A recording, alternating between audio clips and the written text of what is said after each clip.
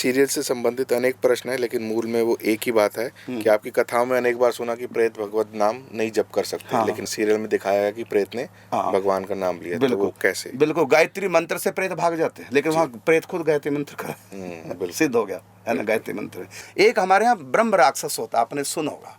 माने जैसे भूत प्रेत होते हैं, इस प्रकार ब्रह्म राक्षस भी होते हैं। ये कई प्रकार के भूत प्रेत होते हैं, उसमें एक ब्रह्म राक्षस है।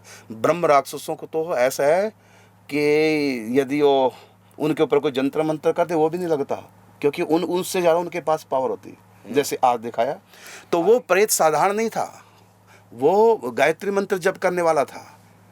तो उसमें जो है वो विद्या पहले से थी, क्योंकि भले व्यक्ति मृत्यु हो जाए और किसी पाप के कारण से भले उसको दुर्गति भी क्यों न हो जाए, तब भी उसकी भक्ति नष्ट नहीं होती। उदाहरण के रूप में भरत जी महाराज, पूर्व जन्म में भरत और फिर बन गए हिरण, तो भले हरण बन गए वो, उसके बाद भी वो ज्ञान उनका बना रहा।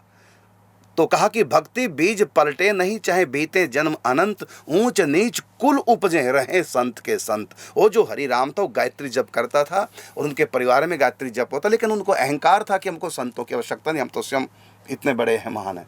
तो हुआ ये कि वो गायत्री मंत्र जपता, भले पाप के कारण से, संत अवज्ञा के कारण से भले वो प्रेत बन गया, लेकिन वो जो उसकी भक्ति थी और उसी भक्ति के प्रताप से संतों ने उसका उद्धार भी कर दिया। गायत्री मंत्र जपता था, ब्राह्मण परिवार था, पूरा नियम से करता था।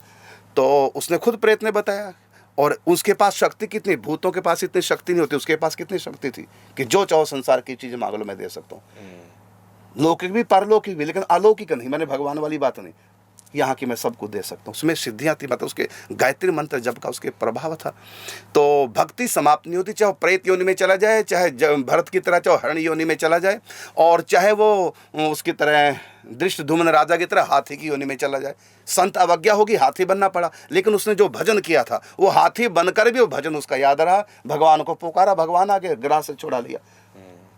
तो हाथी बन के भी भक्ति नहीं गई। इसलिए कहा कि भक्ति बीज पलटे नहीं, चाहे बीते जन्म अनंत, ऊंच नीच कुल उपजे रहे संत के संत। हाँ, यदि वो भक्ति नहीं करता हरि राम और गायत्री जाप नहीं करता, तो पाप कांड से प्रेत बन गया, तब तो नाम लेते भाग जाता।